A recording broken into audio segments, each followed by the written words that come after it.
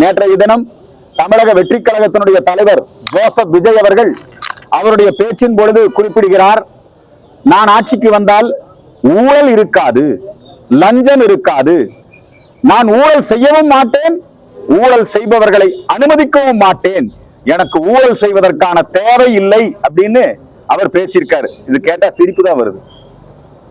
Joseph Vijay தன்னுடைய படத்தினுடைய டிக்கெட்டையே குறிப்பிட்ட விலைக்கு விற்காம தன்னுடைய ரசிகர்களுக்கு 3 மடங்கு 4 மடங்கு அதிக விலைக்கு டிக்கெட் விற்கிறார்.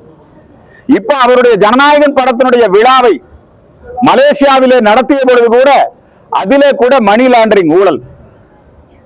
ஒரு டிக்கெட்டுக்கு 300 வெள்ளி.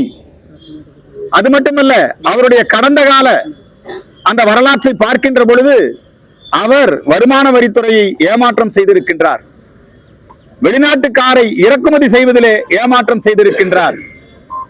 பல நேரங்களிலே அவர் பல்வேறு விதமான லஞ்ச ஊழல் நடவடிக்கையில அவரே ஈடுபட்டிருக்கிறார். இப்ப அவங்க கட்சி நடக்குது, அவங்க கட்சியில மாவட்ட செயலாளரா போஸ்டிங் வேணுமா? ஊழல் தான், பணம் கொடுத்து தான் போஸ்டிங். டிவிகேல பணம் கொடுத்தா தான் போஸ்டிங். ஆதவர்ஜுன் மிகப்பெரிய பணக்காரர், லாட்டரி மாஃபியா, மார்ட்டினுடைய மருமகன். அவர் ஏற்கனவே திமுகவிலே அதற்கான எலெக்ஷன் ஸ்ட்ராட்டஜி அந்த வகுப்பாளராக இருந்தார். அதற்கு பிறகு திருமாவளவன் அவர்களுடைய கட்சியிலே இருந்தார். இப்ப டிவிகே வந்திருக்கிறார். எல்லாம் பணம் கொடுத்து தான் அங்கே பதவிகள் வாங்கப்படுகிறது. அப்ப இவர் நான் ஊழல் இல்லாத ஆட்சியை கொடுப்பேன்னு சொல்றது மிக வன்மையான கண்டனத்திற்குரியது. முதல்ல ஊழல் இல்லாத கட்சி அவர் கொடுக்கட்டும்.